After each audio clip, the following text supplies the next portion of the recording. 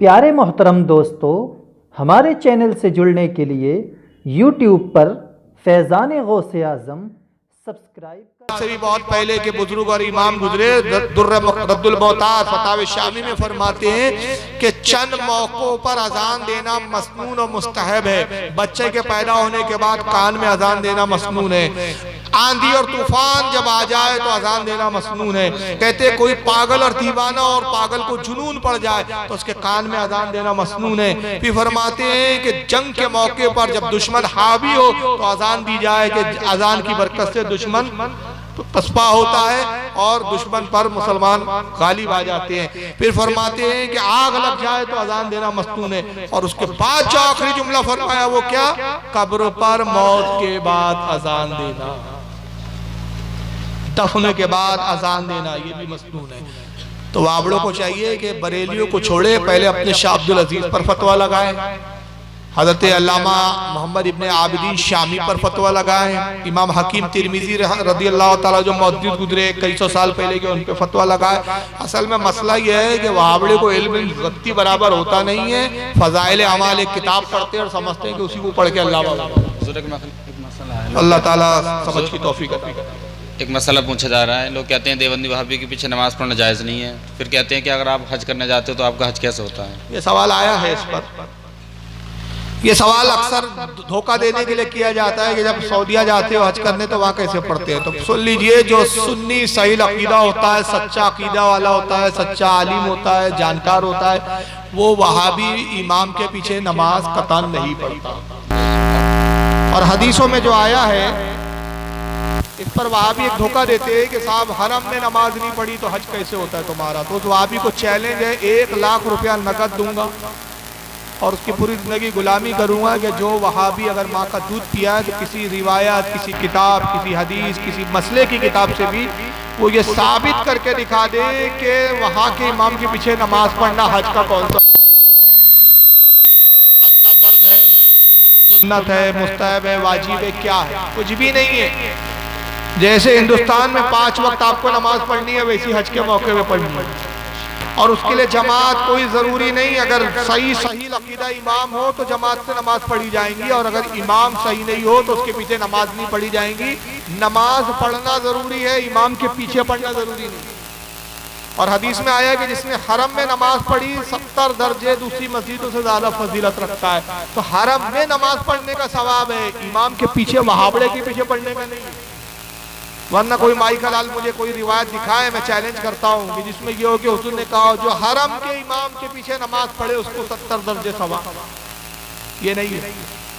तो इमाम मोमिन होना शर्त है। काफिर अगर इमाम हो तो नमाज नहीं होगी। सऊदीया के जो इस वक्त के जो इमाम है ये गैर मुकल्लिदीन वहाबी है, जिनका अकीदा ये है कि अल्लाह जिस्म रखता है, अर्श पर बैठा हुआ है। जिनका अकीदा ये है माज़अल्लाह कि अल्लाह ताला झूठ बोल सकता है। जिनका अकीदा यह है कि अल्लाह ताला की सिफतें भी जो है वो उसको भी सवाल होना है। अब ये समझाऊंगा सिफतें वगैरह तो बहुत वक्त लग जाएगा।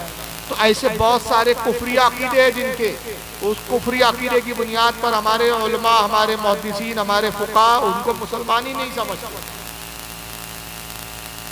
और इसकी सबसे बड़ी दलील यह है कि हज़रत इमाम हुसैन ने करबला में 72 लोगों की अलग जमात बनाई। यजीदी 22,000 थे, उनके पीछे नमाज नहीं पढ़ी। बड़ी जमात के पीछे पढ़ना चाहिए था, लेकिन इमाम हुसैन ने नहीं पढ़ा। क्यों? इमाम हुसैन ने दर्स दिया अपने मानने वालों को कि जमात की तादाद मत देखो, इमाम का पहले अकीदा देखो। तो अकीदा सही है तो नमाज पढ़ेंगे, अकीदा खराब हो तो बिल्कुल नमाज नहीं होगी। तो हरम का इमाम हो चाहे किसी भी मस्जिद का इमाम हो, अगर मुसलमान है, सुन्नी है, अकीदा सही है तो उसके पीछे नमाज होंगी, और बदअकीदा हो तो उसके पीछे नहीं होंगी। खुद रसूलुल्लाह सल्लल्लाहु अलैहि वसल्लम ने अपनी मस्जिद से, मस्जिद नबी से मुनाफिकों को निकाल दिया था। चलिए बहुत सारी तफसीलात है, वक्त नहीं है, बारिश भी हो रही है। सवाल हज़रत ये है कि दुरूद सलाम पढ़ना कैसा है? लोग कहते हैं कि अत्तहियातुम दुरूद हो जाता है तो खड़े होकर पढ़ना क्या ज़रूरी है? जी, लोग कहते हैं कि दुरूद सलाम पढ़ना कैसा है, फिर कहते हैं अच्छा खड़े होकर पढ़ो। चलिए ठीक है। एक सवाल आया कि रूह भी मखलूक है तो रूह को मौत क्यों नहीं? रूह भी मखलूक है और उसको भी मौत आनी है, ऐसा नहीं है। लेकिन जब अल्लाह ताला क़यामत बर्पा करेगा तो रिवायतों में ये आया है कि उस वक्त भी रूह भी फना कर दी जाएगी। हर चीज, हर शाय, फरिश्ते, अंबिया सब खत्म हो जाएंगे, सिवाय अल्लाह की जात के अलावा कुछ नहीं रहेगा।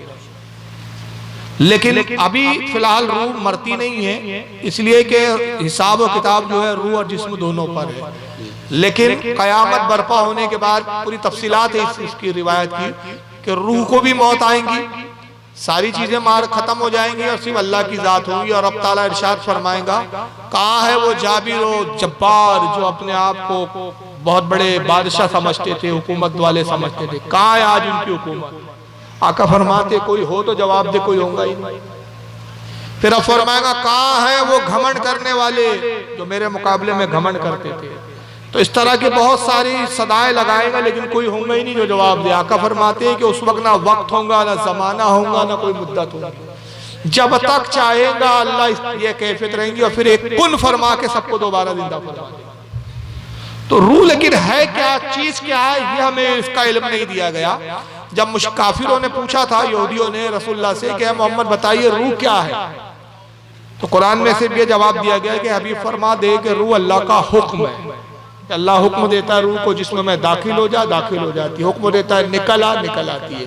लेकिन कौन सा मटेरियल है, क्या है, ये अल्लाह के सिवा कोई नहीं जानता। लेकिन चूंकि मखलूक है और हर मखलूक को फना होना है, तो रूह को भी एक वक्त आएगा, फना होंगी, फिर दोबारा जिंदगी दे दी जाएगी। वल्लाहु आलम सुम्मा रसूलु आलम।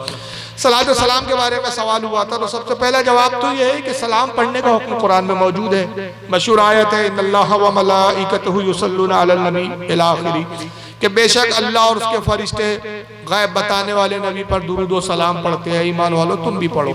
तो कुरान ने यह मुतलकन हुक्म दिया, यह कैद नहीं लगाई कि बैठ के पढ़ो कि खड़े होकर पढ़ो। तो बैठ कर पढ़ना भी जायज, खड़े होकर भी पढ़ना जायज है, लेकिन खड़े होकर पढ़ने में अदब है। अब कोई जाहिल कहते हैं बहुत सारे, दुरूद पढ़ते हैं नमाज में तो बैठ के क्यों पढ़ते हैं तैयार में? तो अरे जाहिल, बैठ के पढ़ना नबी की वहां सुन्नत है, तो वहां सुन्नत के खिलाफ नहीं होगा। और नमाज के अलावा खड़े होकर पढ़ना ये सहाबा का तरीका है।